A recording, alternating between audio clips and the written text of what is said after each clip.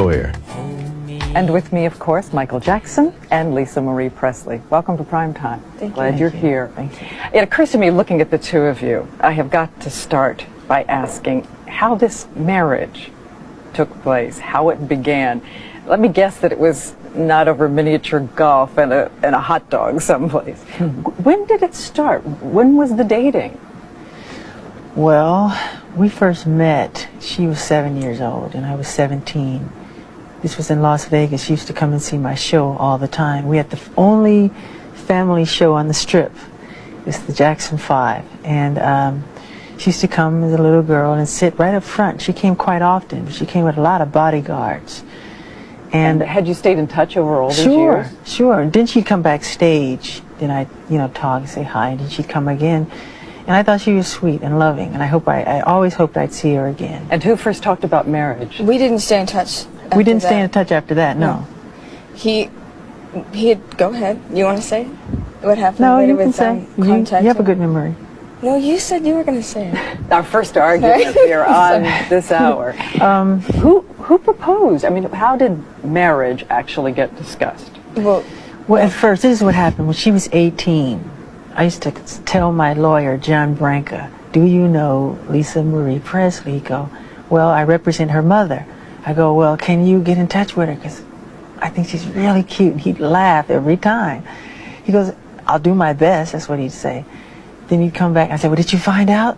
He said, no, there's nothing. So I would worry him about this all the time. The next thing I noticed, there's a picture on a magazine cover where she's married, which really tore me to pieces. And then, really did, because I felt that was supposed to be me. I really did.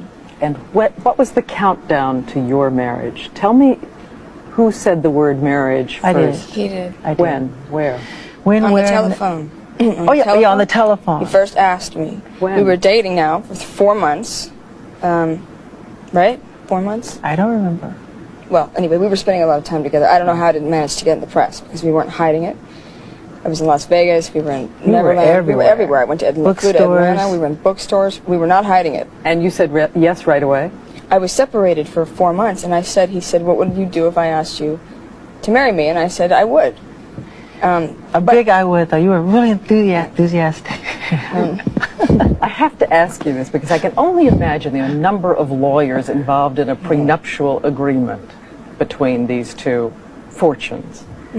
Is there one? A careful one? Well, we've worked out things and we've signed certain things, but of course, that's very confidential. We agree. We made agreements prior, yes.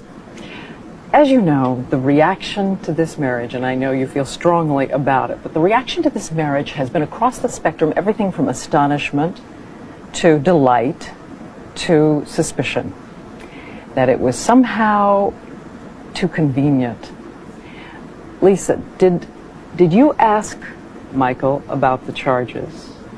Did the two of you talk about the impact of the marriage on the allegations? Absolutely not. He called, I was in touch with him through the whole process of this charges going on.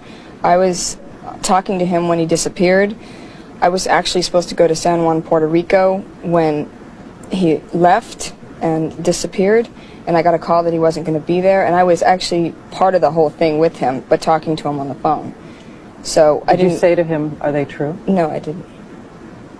No, I actually did not.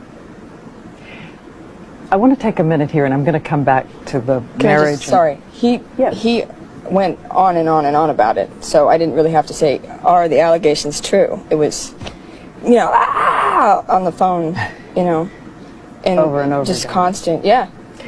Well, because I know that you've wanted to express similar sentiments for a long time, I want to ask a few things about the charges, but first I want to establish for the viewers here, there are no ground rules. You have said to me you are not afraid of any questions, so I wanted that understood by everybody before we proceed. I think I want to begin by making sure that the terms are clear. You have said that you would never harm a child. I want to be specific as I can. Did you ever, as this young boy said you did you ever sexually engage, fondle, have sexual contact with this child or any other child? Never, ever. I could never harm a child or anyone. It's not in my heart. It's not who I am, and it's not what I'm not even interested in that. And what do you think should be done to someone who does that? To someone who does that, what I think it should be done, gee, I think they need help in some kind of way, you know? How about the police photographs, though? How was there enough information from this boy about those kinds of things? The police photographs that they took of me. Yes. There was nothing that matched me to those charges. There was nothing. There was nothing that concurred. That's why I'm sitting here talking to you today. There was not one iota of information that was found that could connect me. So when we've heard that there was a marking of some kind. No markings. No markings. No. Why did you Why am I still here then? You're not going to ask me about that, are you? Sorry, about the markings. You can volunteer. No, I'm just, the point is that when that finally got concluded that there was no matchup, then it was printed this big as opposed to how big it was, what the matchup was supposed to be. It didn't work. It isn't so.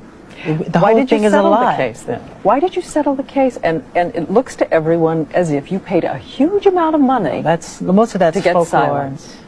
I talked to my lawyers and I said, can you guarantee me that justice will prevail?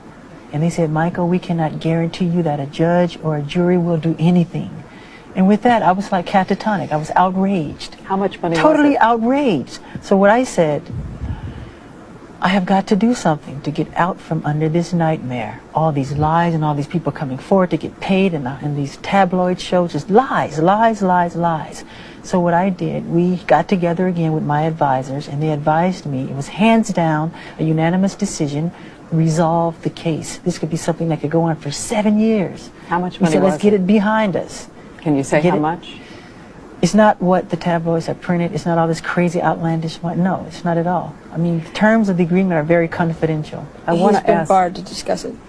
The specific terms. You know, so it's specific amounts. The idea is just isn't fair. What they put me through, because there wasn't one piece of information that says I did that. In any way, they turned my room upside down, went through all my books, all my videotapes, all my private things, and they found nothing that can say Michael Jackson did this. Nothing. But let me ask you to this day, nothing. Still nothing. Let me ask nothing, you nothing. Nothing. I got nothing. As you may or may not know, we have called everyone we can call. We have checked everything we can check. We have gone and tried to see if what we heard before is in fact the case. I want to ask you about two things. These reports that we read over and over again, that in your rooms they found photographs of young boys, not of adults. Young boys, there's children, all kind of girls and everything. Then that they found photographs, books, of young boys who were undressed. No. Didn't happen. No, not that I know of, unless people sent me things that I haven't opened.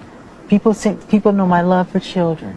So they send me books from all over the world, from South America, from Germany, from Italy, from Sweden. So if people say that they found those things, if there's an indication, let them come forward, let them produce them, right? Yeah, because I get all you wouldn't believe the amounts of mail that I get. And if you say to somebody, you know, if I let the fans know I love Charlie Chaplin, I'll be swarmed in Charlie Chaplin paraphernalia. But if I say I love children, which I do, they swarm me with everything pertaining to kids. Any other settlements in process now or previously with children making these kinds of claims? We have heard that there is one, not a case that the prosecutors would bring in court, but that once again you're talking about shelling out. No, that's not true. No, it's not true. I think I've heard everything is fine and there are no others. I guess, let me ask this, and I'm trying to think how to phrase it though. I can hear out in the country people saying, and you've been cleared of all the charges, we want to make that clear. People saying, look, here is a man who is surrounded by things that children love. Here is a man who spent an inordinate amount of time with these young boys. That's right. What is a 36-year-old man doing sleeping with a 12-year-old boy, or a series of them? Right. Okay, when you say boys, it's not just boys, and I've never invited just boys to come in my room. Come on, that's ridiculous. And that's a ridiculous question. But since people want to hear it, you know, the answer, I'll be happy to answer it. I have never invited anyone into my bed, ever. Children love me, I love them. They follow me, they want to be with me. But anybody can come in my bed. A child can come in my bed if they want. I can say, sorry, I've seen this. I've seen it a lot. I've seen kids. I've seen him with children in the last year. I've seen it enough to where I can see how that can happen.